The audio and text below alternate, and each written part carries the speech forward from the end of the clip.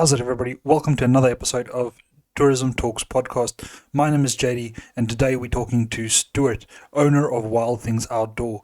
We discuss how to become a guide, the different avenues that you can take, as well as some controversial aspects of the guiding industry. We hope you enjoy. Thank you very much. We are live. All right, Stuart, welcome aboard. Thanks for joining us, man. Yeah, thanks for having me, JD. Man, okay, so I've chatted to you just a little bit now, but first of all, let's tell the audience who you are, where you're from. Yeah, so my name's Stu, and I'm originally from a farm in KZN, but I've been living in Cape Town for the last 10 years, All right, so you're in Cape Town now. and I'm back in KZN at the moment. I was about to say, because that was one of my first Yeah. questions is, if you're sitting in KZN, why are you wearing a jacket? Yeah, no, it's cold up here. I'm in the Midlands, so on Pietermaritzburg. Okay, I see. So it's yeah, no, it's actually chilly here as well as Cape Town. It's raining today, so I don't know where the dry winter is here in Natal, but yeah, I was in Natal back in 2018 during winter for for SA Championships, and I packed in warm clothes because I'm from Oudtshoorn.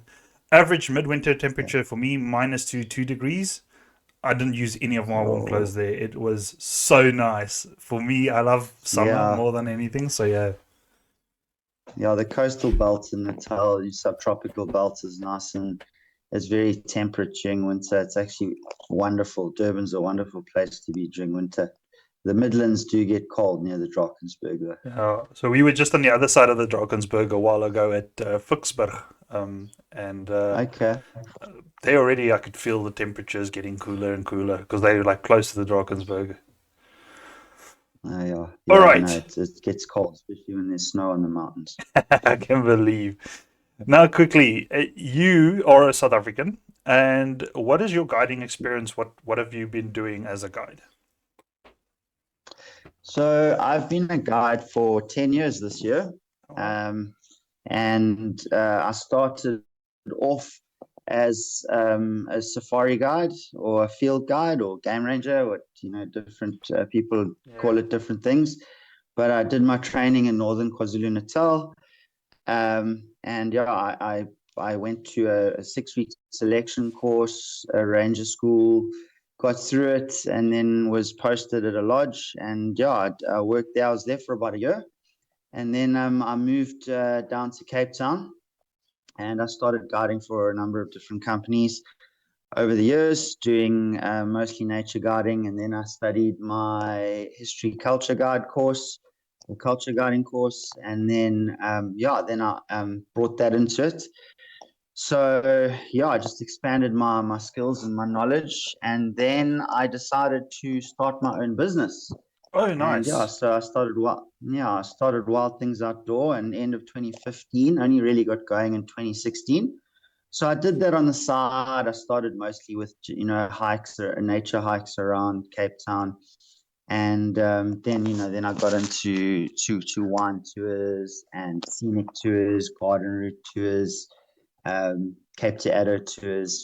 So yeah, that basically is where I was up until 2020, until COVID. It was Yeah. yeah, every year it was growing, and but yeah, but I've been obviously picking up a little bit since, and still at it, not guiding as much as I want to. I've got guides that do stuff for me now, but yeah, it definitely is the longest job I've had. Um, I tried before that. I was in corporate for 4 years, and I didn't really. It wasn't me. Sitting at an office desk every day. I love being out in the field. So yeah, and I'm continually learning and continually growing. So yeah, 10 years has flown by, but yeah, that's where I am. That's awesome, man. No, so you actually started guiding rather late in life, you would say, or I later did. than normal. I did. Yes, Yeah. I did later than normal. A lot of guides, especially in the safari industry, they start quite early. There it's they a lot of lodges and companies like to take guides, train guides from over Mm, 21 years of age. So a lot of the guys that I trained with were between the ages of 21 and 24, 25, and I was 28. Yeah. So I was a bit older.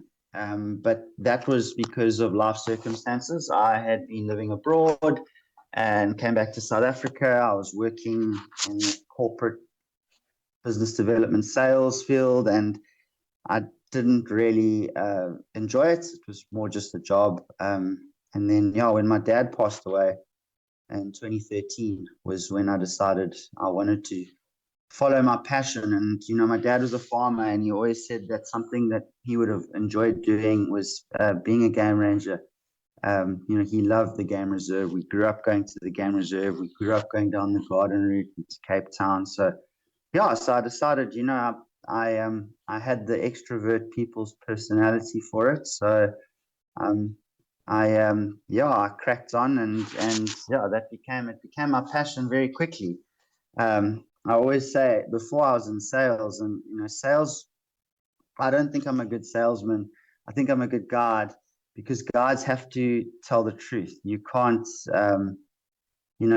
what they call busk to people, because they have Google. They can just find out if you're talking rubbish. But when sales, you can do that. So I think I'm too honest for sales. So guiding's a better job for me. Oh, that's awesome. No, to tell the truth, I mean, there's this thing is we realize with guides, and I started guiding really young. I did my first. We owned a tourism company. We did backpackers and horse safaris down in the Knysna forest. So I was exploited to it from a young age, working on holidays and weekends and so on. And I did my first full blown head guide at age 12 in the Knysna forest with a backup senior guide, obviously. But I mean, I did everything from the medical checks to everything at age 12. And then at 16, I worked on a lodge for the first time. Starting out just as a caddy, taking people's luggage into their rooms and stuff, just so I could get experience. And then slowly the guides started to notice that I had the knowledge, and they would take me along on the safaris, and slowly they do the driving, and I could talk, keep the clients busy and chat, and under their supervision, that's how I learned. So I actually started from a young age, but I was laughing because you just said that nowadays you're doing less guiding and you're back behind the computer more, you're doing more admin. And I had this exact conversation with one of the previous guys on the show. It is unfortunately kind of how tourism works is you do it because you love being outdoors. You love going outdoors. But as a guide, your salary isn't that good. And also, if you want to have a family and spend quality time with your family, guide's life unfortunately isn't for you. So the more we grow, the more we mature, we actually take a backseat from the guiding, and you do more management, if you call it, if you want to Yeah. stay in the industry. And that's I was just laughing because of that. So I wasn't laughing at you or anything. No, it's all good. I was going to laugh at you when you said you were 12 years old working in the Knysna forest. It reminds me of that book, Felis a Oh, Kind. yes. So we grew up like what you call an island in Philasekund. You'll read about it. There's an island. So right around us was forest, of which say 70% of it was natural indigenous forest, and then the other 30% or so was pine and wattle, like towards the back half of the farm. And we grew up on the island for the most part of my young life, and it would be normal for me to go away on a weekend, go to the bush, the forest, and go stay there for a night or two, and my parents wouldn't bat an eye. And that was before the age of 12. So it's just the way we grew up. Yeah. Where Yeah, I can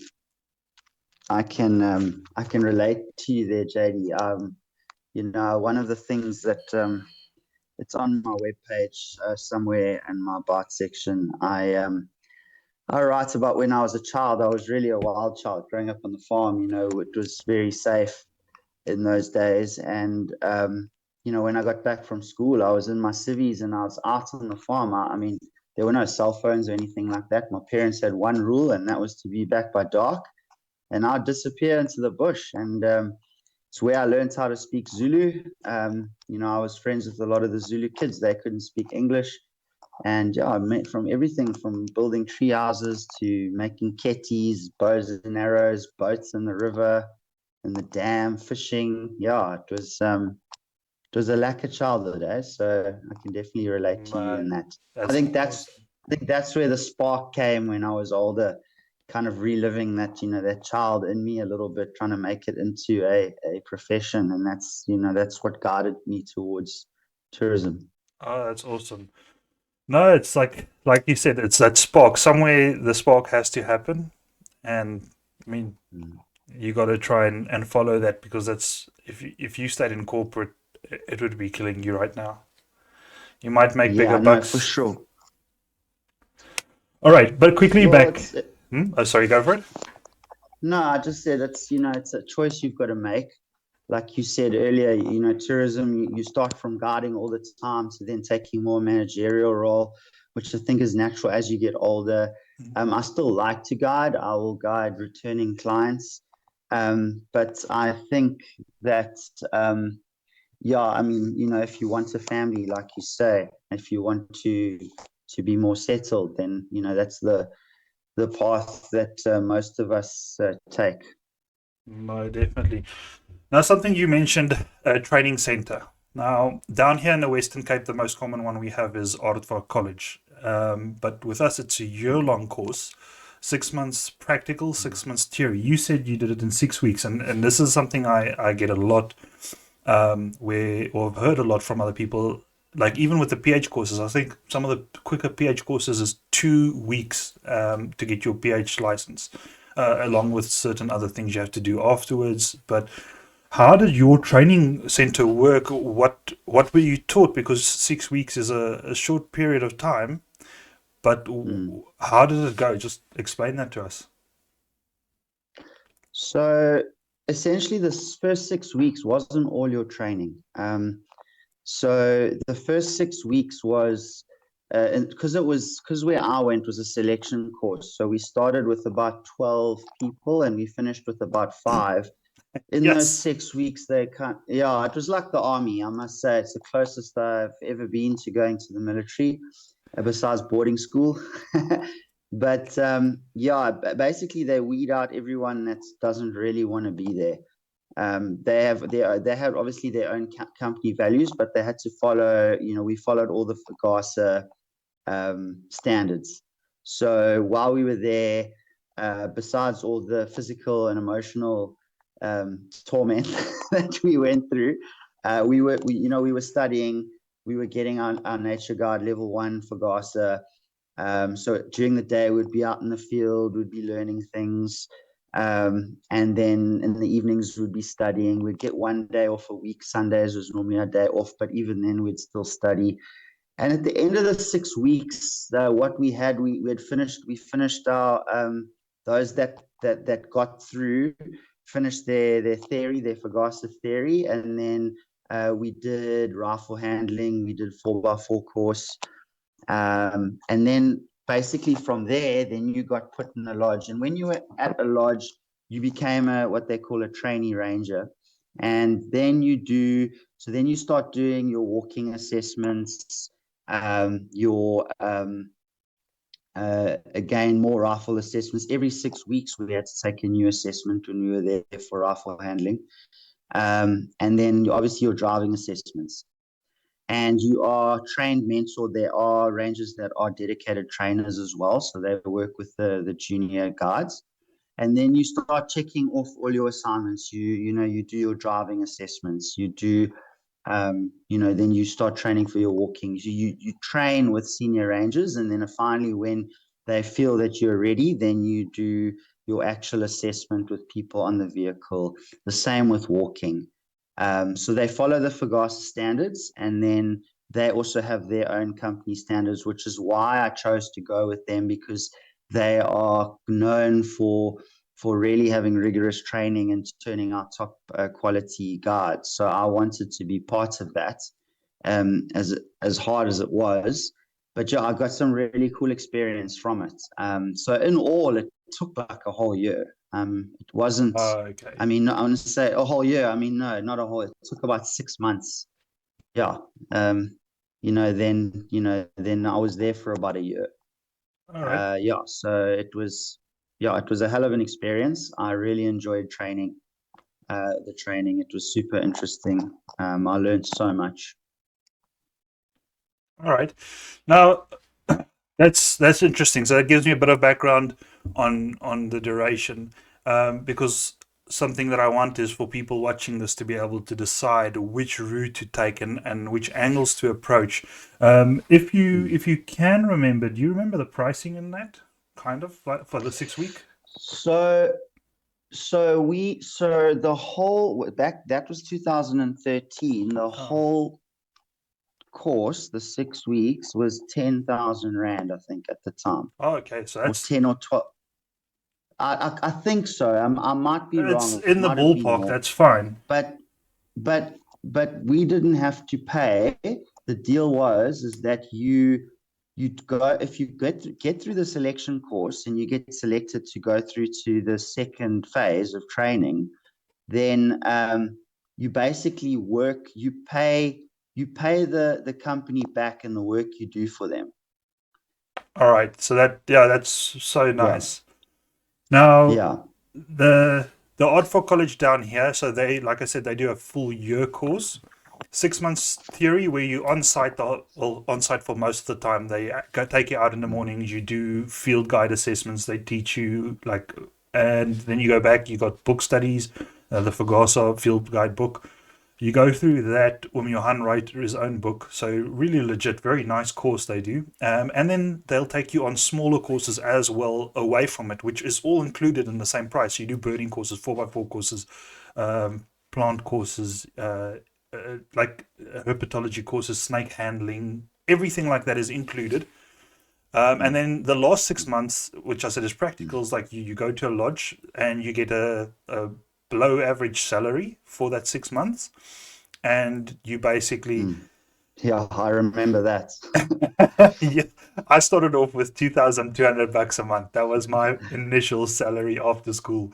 Okay, So rough. okay. Yeah, that was yeah. So mine was 3,000. Yeah, see, it's in the same ballpark, man.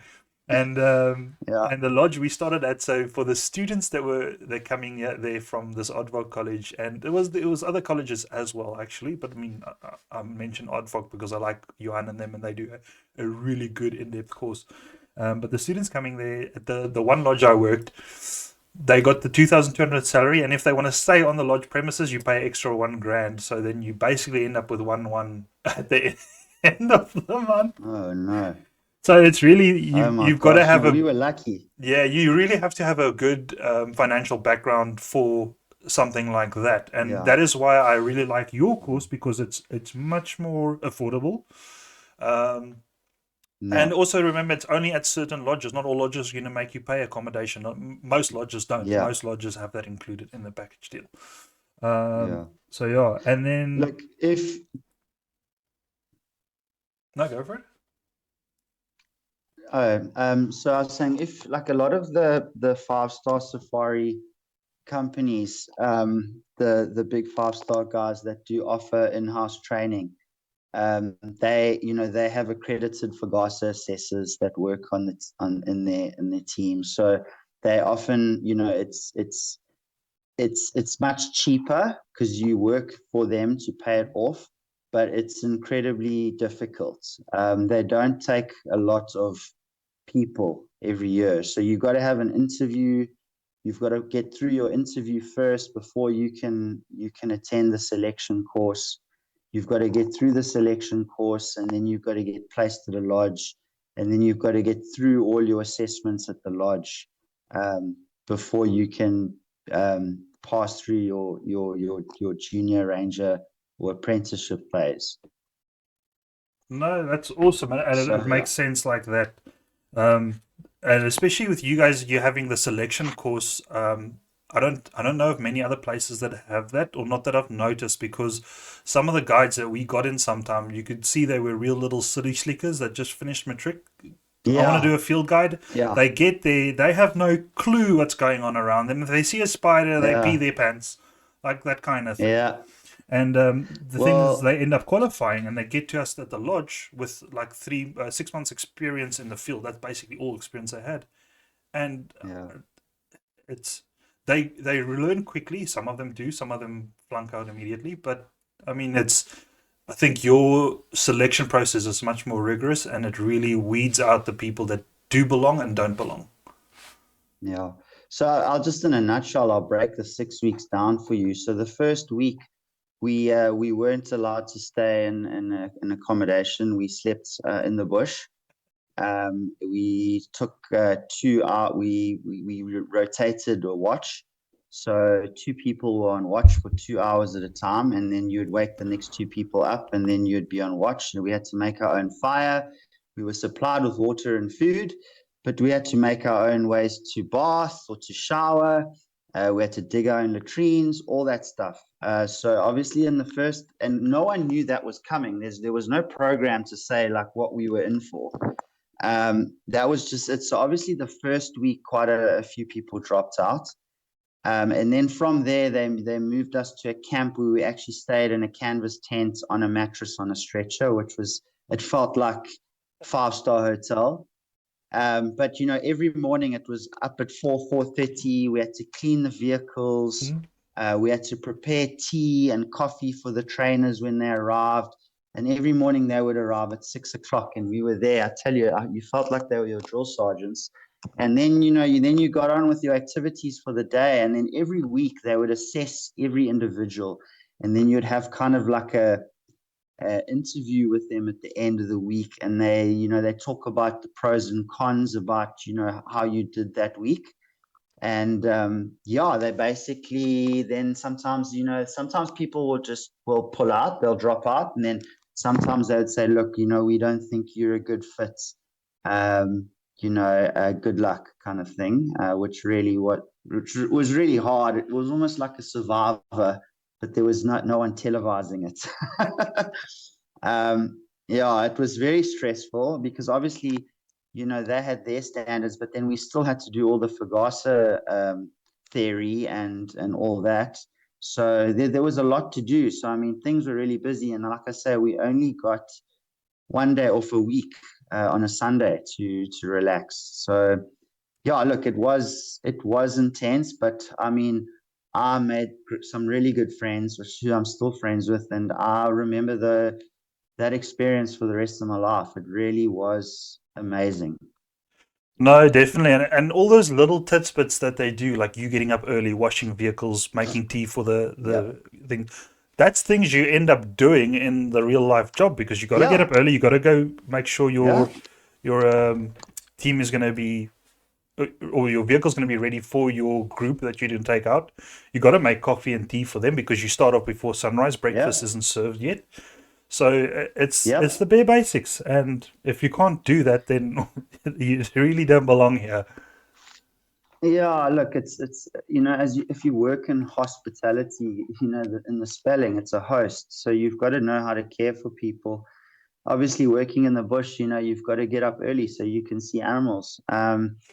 And yeah, so they'd put you through your paces. They would starve you of sleep, often starve you of sleep. Mhm. And you would work really tired, so they could assess what you were like under stress, under physical and emotional stress. So yeah, it was really good. I think it went beyond what you just study in a FGASA manual, which is super interesting too. But then I mean that I didn't know a thing about birds before I went there, and now one of my specialities is birds. Ah, So it nice. really does. It really gave me a head start in my guiding career, as tough as it was. Yeah. Oh no, it's great. And then yeah, you mentioned about the sleep. Now, I mean, I'm gonna take. So I never went through it that bad, but I know a friend of mine. He used to work at a nice lodge up in the Northern Cape. I want to mention them.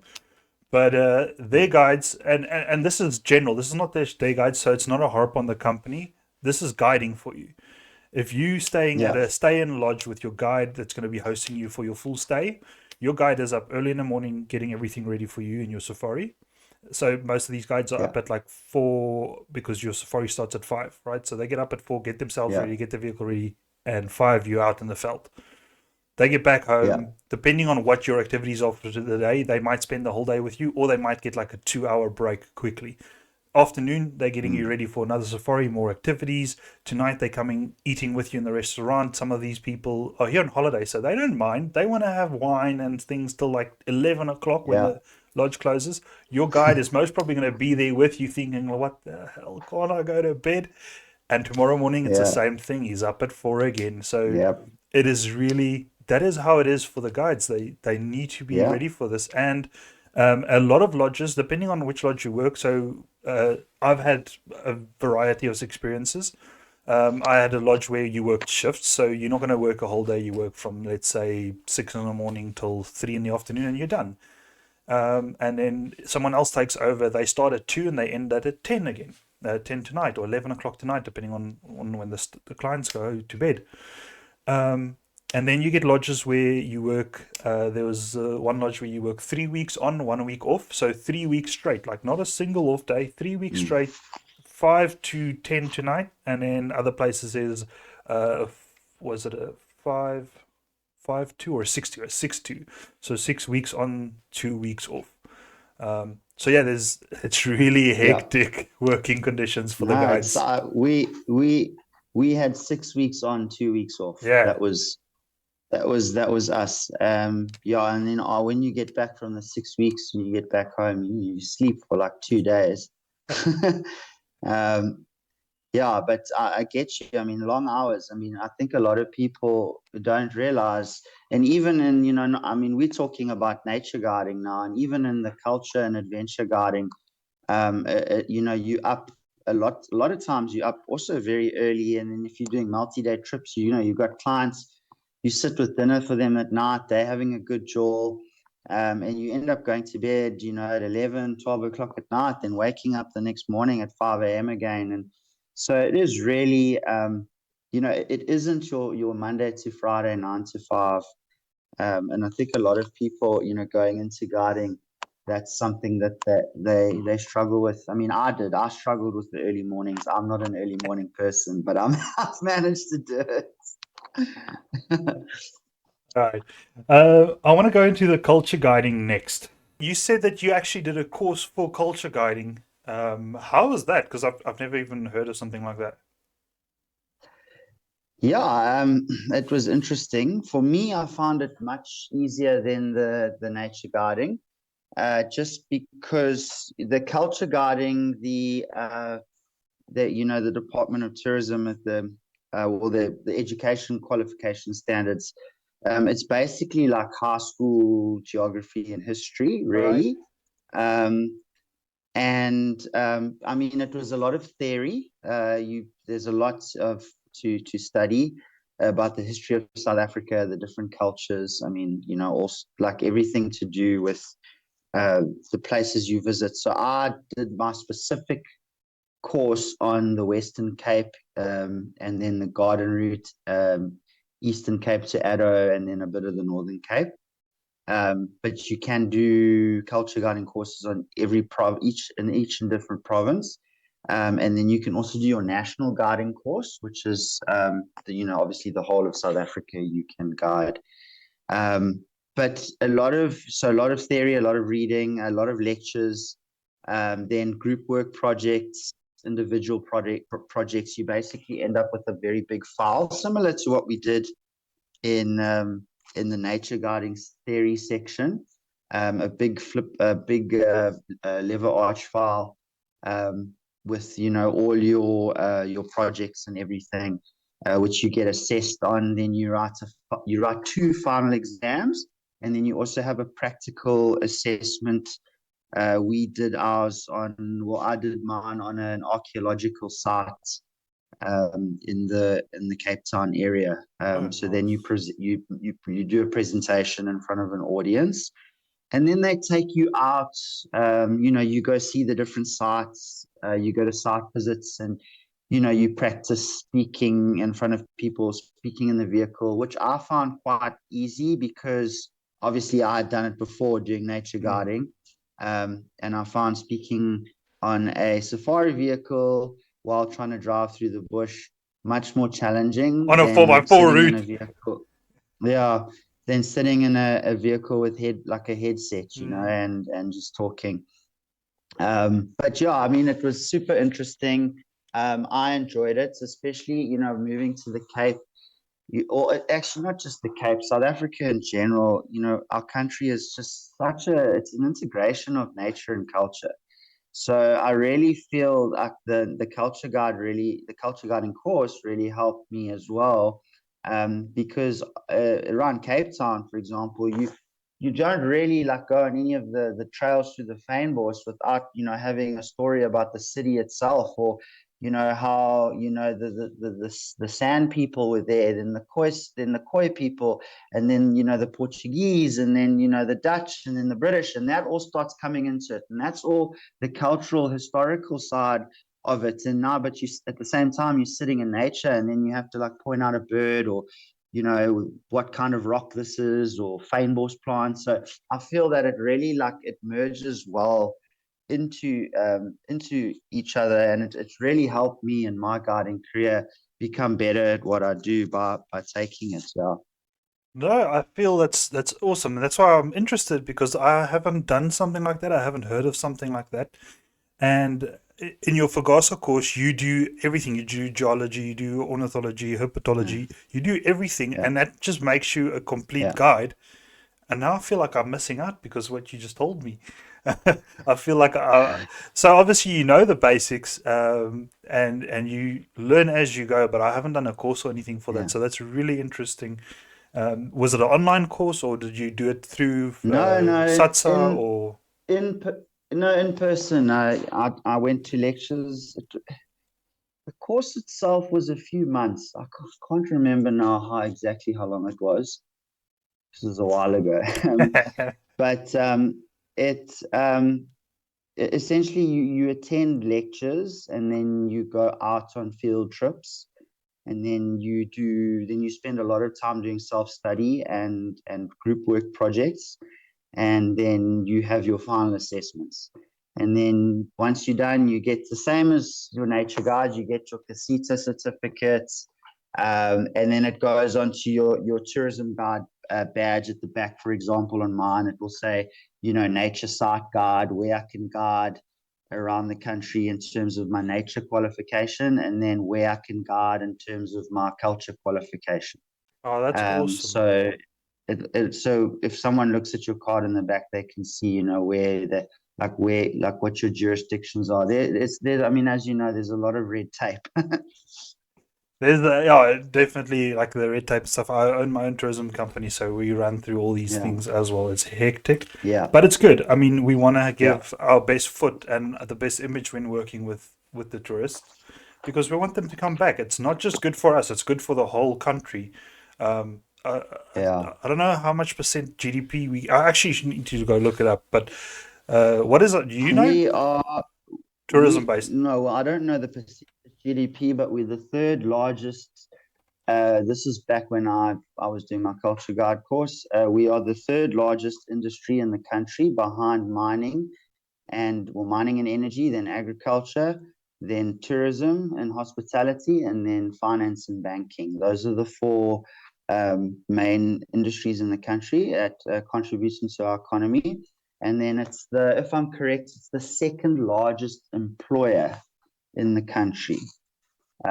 Yeah, second largest workforce is in tourism and hospitality. So it really is it is very important that we keep our professional standards up so we can keep people coming back to South Africa, because it is really important for our economy. Yeah, and it's great because the better quality tour you do, you just mentioned it earlier on, you get returning clients. So it's good for you Mm. and it's good for the country. So it's a must.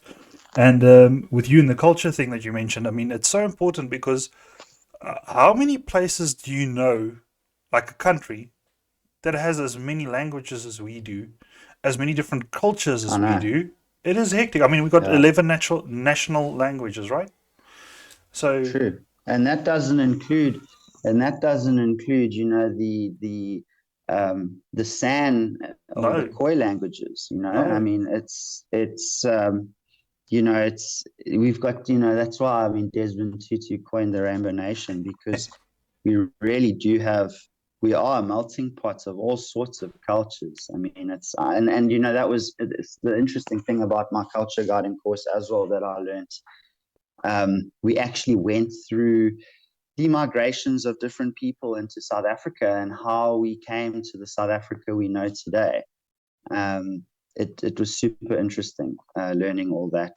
I actually drew a map once for clients from America. We were on a Cape to Addo trip, and they wanted to know how South Africa became like it did. And I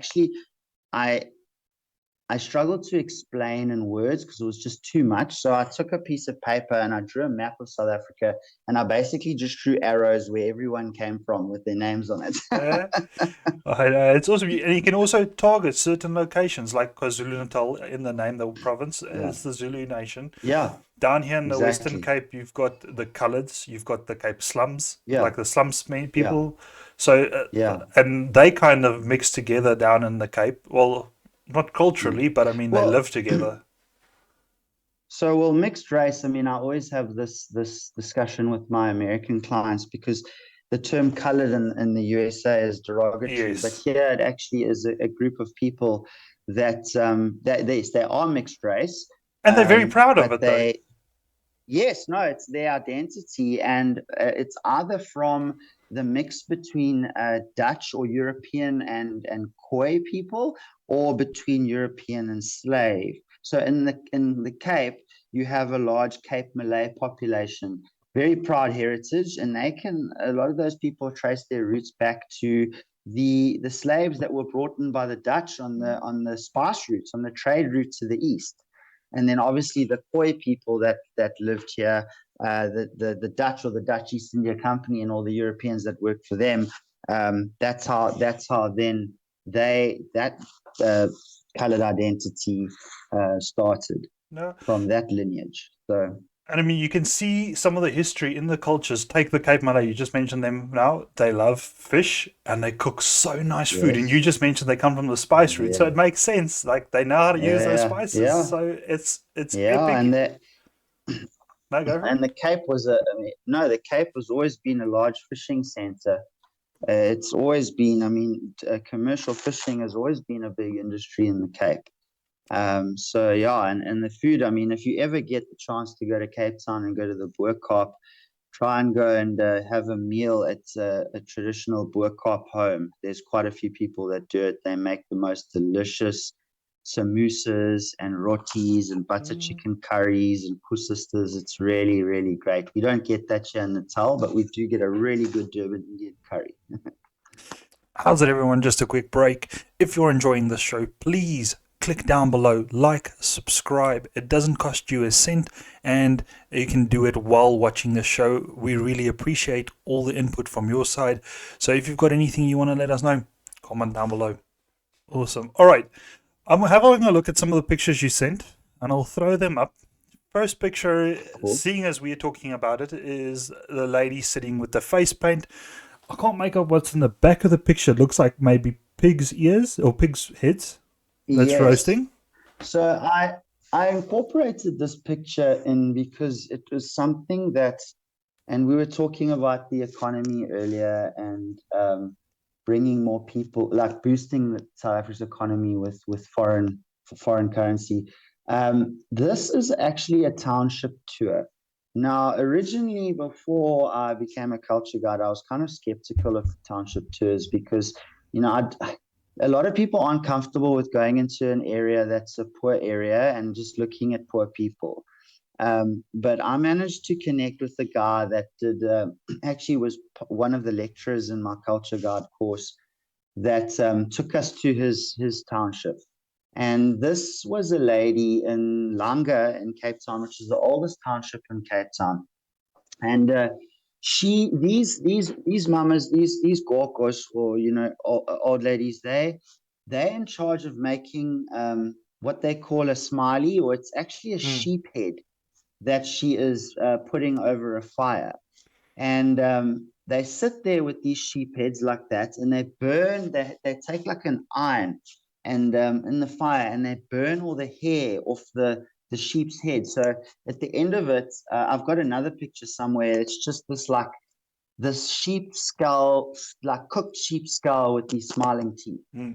I mean, it doesn't it for a lot of people they look at it and they were like, "Whoa, no, I don't want to eat that." But and this lady's a Xhosa lady, for them it's a delicacy. It's really good food. And that's something I want to mention is if you look at most countries, right? If you're looking at their local cuisine and you're looking at what the street people eat, the poor class, let's say the poor class, it's mostly vegetable, right? That's Yeah, something you don't find in Africa. In Africa, like everyone eats meat. yeah, they It's love it. something you find Everyone. it. Yeah, there's always some form of meat going on somewhere. Yeah, At all the parties, you slaughter a whole cow, yeah, and the thing is, goats. yeah, goats as well, depending on the area. Like I know, because in Natal, you got loads of goats in the area and in Durban area. Yeah, Um, yeah, goats and cows. oh, well, those are part of the. Everyone knows about the big five in South Africa, or maybe the big seven. Yeah, But I mean, we got the township five as well. You got the ugly five, shy yeah, five. we There's do. loads of fives. And The township farm. That's great. township five, the goat. I think it was a goat, a chicken, a donkey, A a cow, cow, and a a pig. goat, a chicken, a donkey, a cow, and a pig. Yeah, I Yeah. think you're right. I think that's Uh, it. and it's non-official, so obviously it could change. It could be different, but Yeah, I mean, it's part of the yeah, township five, and yeah, like seeing the yeah, heads being roasted there. I mean, it just once again puts you in kind of our culture and the food that we yeah, eat. Like I said, meat isn't in most other countries. If you're eating meat, you're seen as a wealthy person, and it's not here. Yeah, everyone eats meat. We yeah, just love meat yeah. as I mean, Africans. on our national on our Heritage Day, everyone braais. I It's a mean, braai it's day. just like it's a braai day, and the corporates go wild on the advertising Yeah, because literally every culture in South Africa eats different kinds of meats, but all on an open fire. that's it. All right, then. Yeah. Okay, I'm looking at the diving picture. So you guys are in a shark cage, I'm assuming, over at Kranspire, I reckon, or Yes. whereabouts. So that is in Gansbaai, correct. I had two clients from the US, and they were keen on this particular trip to go shark cage diving. And I've done shark cage diving on trips before, but as a guide, I never went. And this company, because I'd started my own business and they knew me from phone calls and emails, they said to me, "Well, why don't you come experience this trip so that when you have clients that book in the future, you can, you've done it, so you can market it to them." So they let me come along for the ride, Mahala, which was Awesome. which was really cool.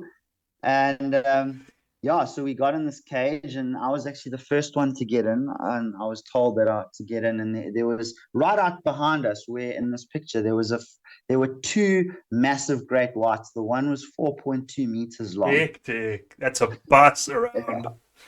yeah, yeah. So that was one hell of an experience, and that's one of my clients there. I think we're getting out the cage. Yeah. What people don't realize when you talk about a 4.2 meter great white, it's not the length. It's really not the length of the shark that makes the shark. It's the girth. Those things Yeah, are it's the good. massive. They're massive. I Yeah. mean, I've No, had. they're huge. Oh, yeah, go. No, they're huge. No, I mean, like us, the one that came past us, and I could have put my hand out the cage and touched it.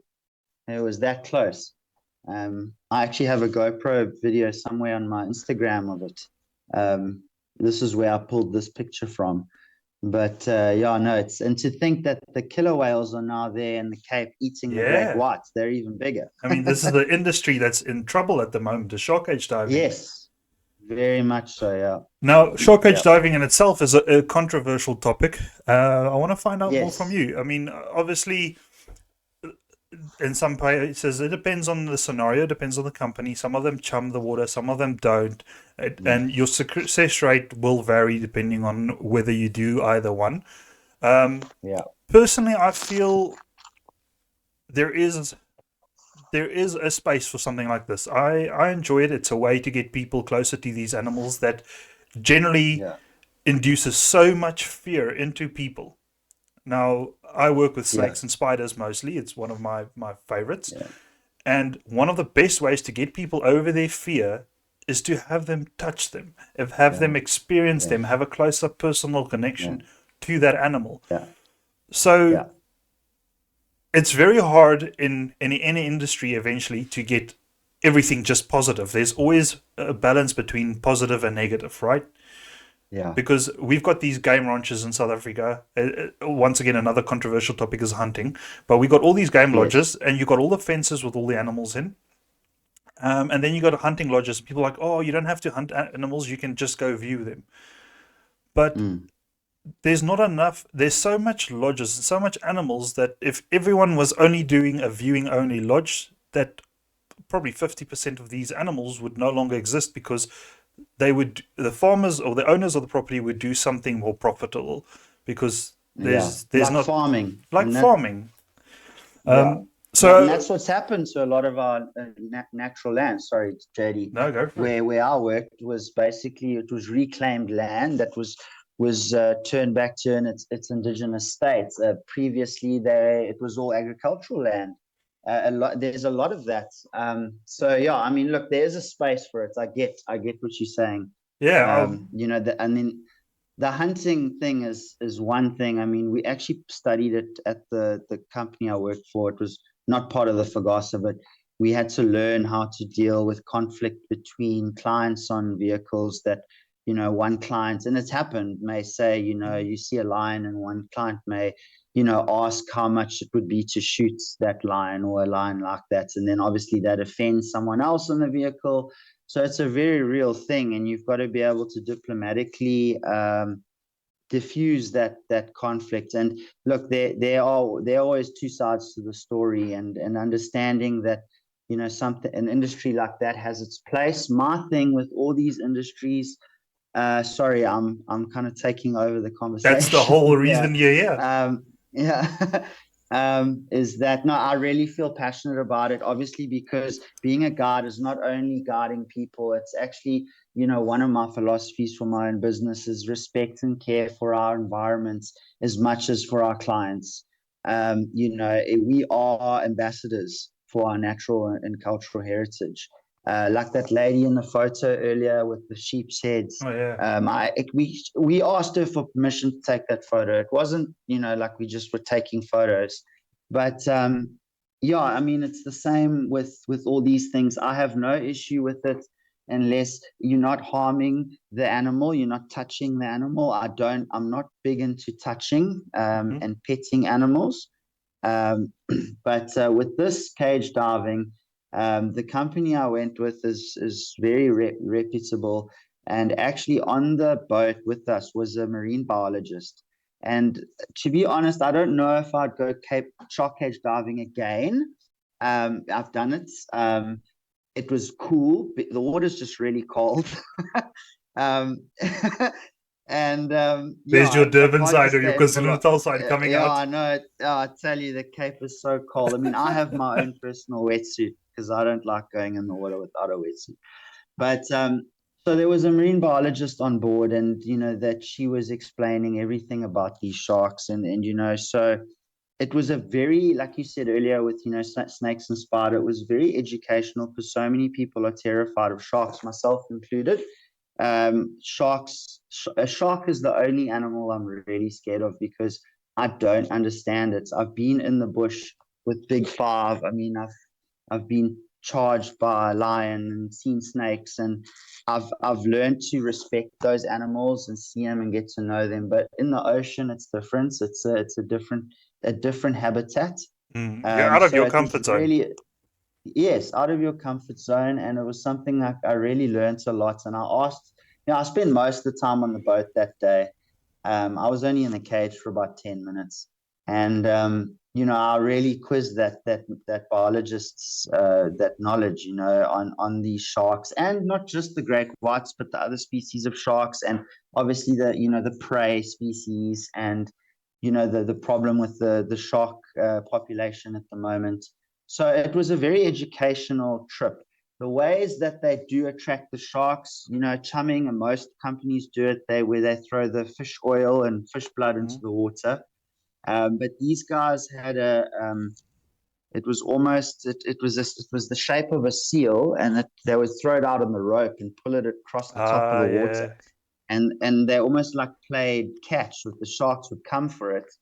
And then that's how they'd play. The sharks would come up, and then they'd come, because sharks are very curious animals. So they'd come and check it out, and then that's when you'd see them. Yeah. No, I love sharks. Well, I love all animals, and I tend to lean more towards the animals that other people don't like. So sharks, spiders, snakes, creepy crawlies, Yeah. It's just I feel like all animals Yeah. have a place in the world, and it's very controversial, and we have it all the time where people post a picture of them holding up a dead snake, being very proud, and Yeah.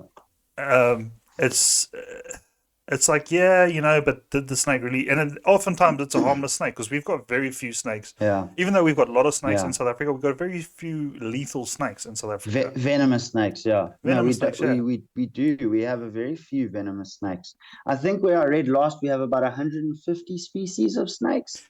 Is that true? Is that? I'll have to go check. I didn't even know that. But Yeah. we've got well over 100 species, I reckon, definitely. Yeah. And I Yeah. think we've got definitely less than 15, potentially less than 10 snakes that are lethal when it comes to venom. Lethal. Yeah, Yeah. like No, for sure. lethal.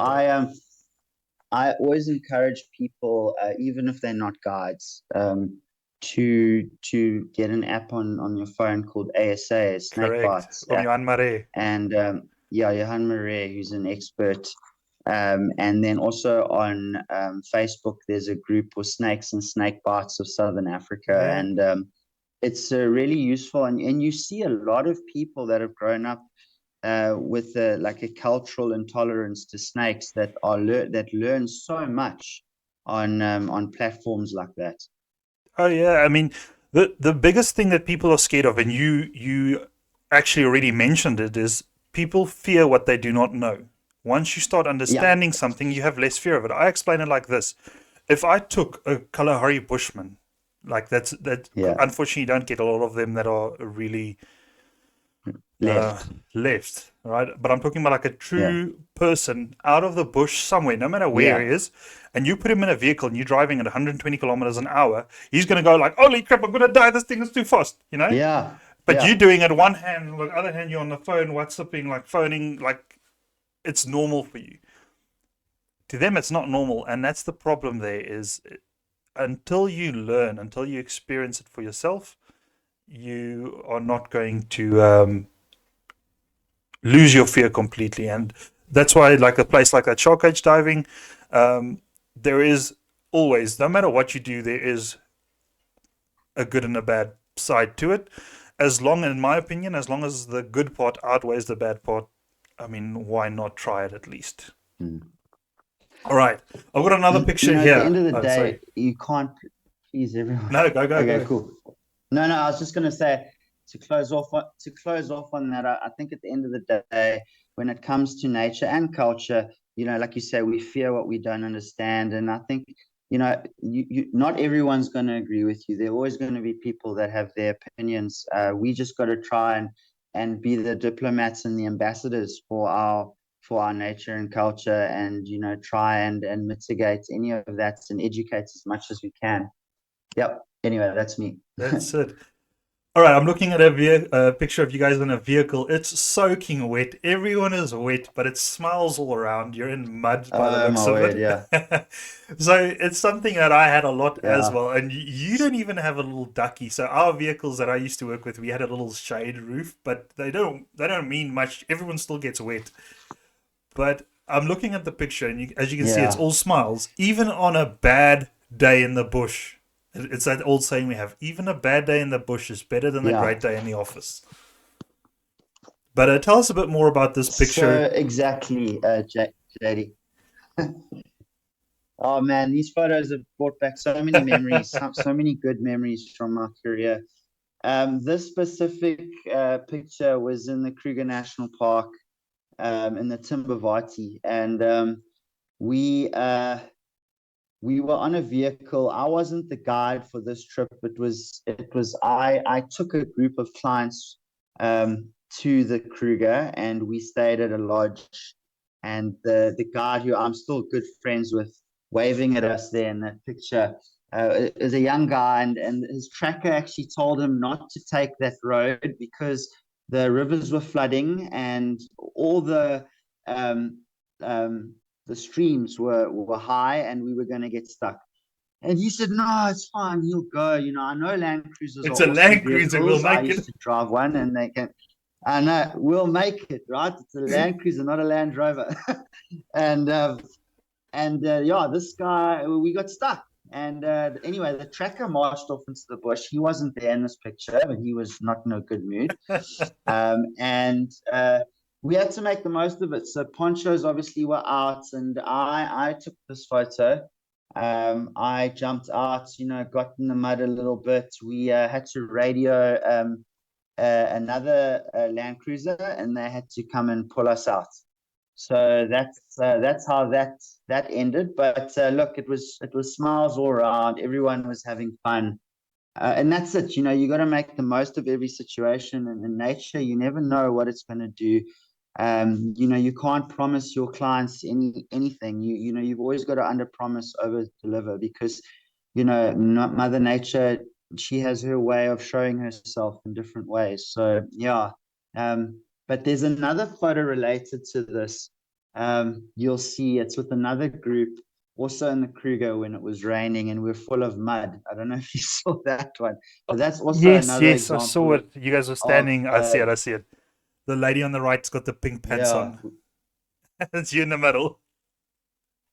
yeah.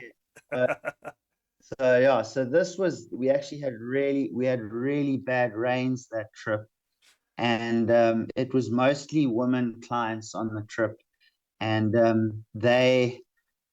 I didn't want them to get bored. So I was telling them about, because we couldn't go and drive because there was literally nowhere accessible and we couldn't off road and the rivers were flooding. We actually had to get taken out from the lodge in 4x4s because the Wow. vehicle, the minibus couldn't pick us up.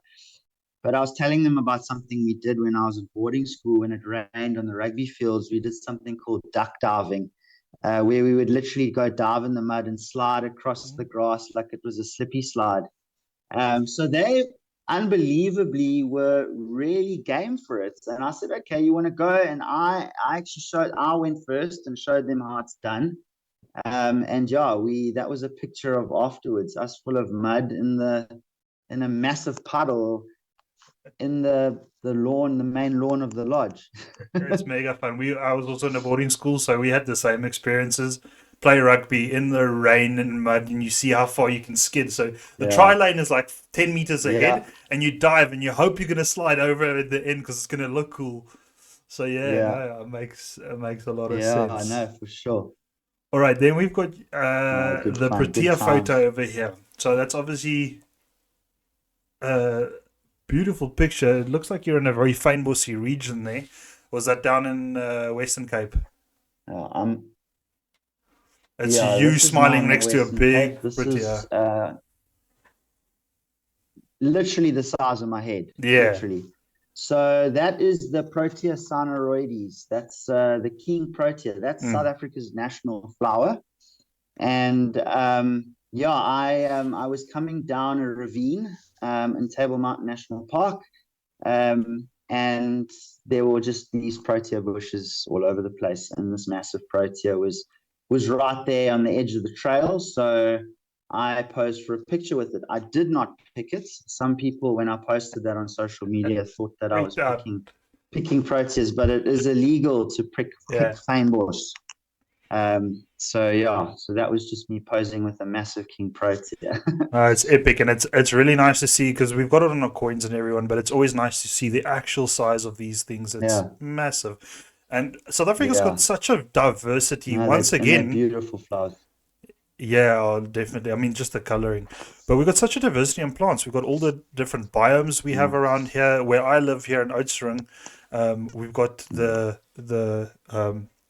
Nama Karoo, Succulent Karoo, and the Fynbos region all connecting. So we've got 3 biomes all in the same area, which also makes for great tours if Yeah. anyone's into plants and so on. Yes. Like, this is a great area to be in. A lot of people come to South Africa because our natural heritage is something that everyone knows about. And they leave because they don't realize the diversity and how much there actually is in this country. They end up coming back. I've had it a lot. Yeah. Just Fynbos, for example. I mean, I tell people that come from, for example, Europe or the UK, I say to them that on Table Mountain, there's more species of plants than there is in your country. I mean, just on Table Mountain alone, there's 1,500 different species. That's the diversity. I mean, in the Fynbos Kingdom, we've got over 9,000, and that's, in the world, we're the smallest of the 6 coral kingdoms in the world. So we're the most diverse plant kingdom. We've got them in South Africa. We've got the most diverse plant kingdom than the rest of the world. I mean, and a lot of people come, and it takes them to see plants like this, and then you can get into the intricacies of the plants and how it survives and how it grows, and just people realize that there's just so much more to learn, and they keep coming back. They come I always say they always come for safari and Cape Town, but then they end up coming back and doing all sorts of other things. Then they learn about the Karoo, where you're a specialist. I mean, Well, not a the specialist. succulents and the Nama Karoos are two biomes that are fascinating. Something that even me doesn't know enough about, but there's always more to learn. You can never know everything in this profession. No, that's a good thing. It's always going to keep you learning. That's like, and the thing is, it's even though something is a fact this year, it might not be a fact next year because it's ever changing. Nature changes the whole time. It's so nice. All right, you wouldn't believe it, but we're almost at Yeah, past an hour. just We're well past an hour. So as the yeah, it's last crazy. topic, Yeah. I want to go over to Wild Things Outdoors. Tell us quickly about the company and how we can get a hold of you. Sure. Thanks for the opportunity, JD. So Wild Things Outdoor, like I said in the beginning of this podcast, was it was developed from a spirit of being a wild child, really. Getting outdoors, getting active, overcoming challenges. We've had a lot of challenges in South Africa, over the years. Yeah, it's really connecting with nature and bringing people to nature. I've mentioned having a respect and care for humanity and the environment, which are some of our core and the company's core philosophies, along with passion and knowledge. And we've spoken about gaining knowledge, and you never stop learning. But yeah, it's my baby. I'm looking to expand it now. That's why I'm in KZN. I want to move more into different biomes, like we're talking about biomes, natural habitats. But for now, it's in the Western Cape. We do a lot of guided hikes and nature trails around the Cape Town area. We do scenic trips, around the peninsula, where, you do Chapman's Peak, Cape of Good Hope, Boulders Beach Penguins, which obviously is incorporating culture and nature, like I spoke to you about. We've got whale season coming up now in Yeah. August, so that's going to be fun out in Hermanus, so do stuff like that. Then multi-day trips through the Karoo, staying at Oudtshoorn. I mean, like I said to you on the phone yesterday, I've been on one of the meerkat tours Yeah. that you do, and doing stuff like that, going to the Kango Caves and going down to Addo Elephant Park, going through the forest biome in the garden route, the southernmost tip of Africa. So that's really what we do. A lot of those trips. I do plan trips to the Kruger. I was doing them myself. Now I'm not doing them myself anymore. I was working with an agent in America doing that, but unfortunately, due to COVID and various reasons, that ended. But I am going to be, Wild Things Outdoor will be expanding into the rest of the country. Obviously, me as a guide, my knowledge I always try and expand. So there's lots more for me to learn. At the moment, I'm building my contact base, and it's podcasts like this that help meeting new people, and really just trying to grow this industry and get more people to the places that are so beautiful, but a lot of us just don't see. So yeah, our website, you can find it easily. It's just wildthingsoutdoor.co.za. And then also we've got social media. Instagram is, you'll see on the website, there's all the social media links. We've got Facebook. Even if people, want to look at my guiding qualifications and all that, there's my LinkedIn page. And I know there's people out there that will be like, how legal are you? Nah, man, screw everyone. I always say if you enjoy the Yeah, tour, that's it. That's if the guide is able to cater to your needs.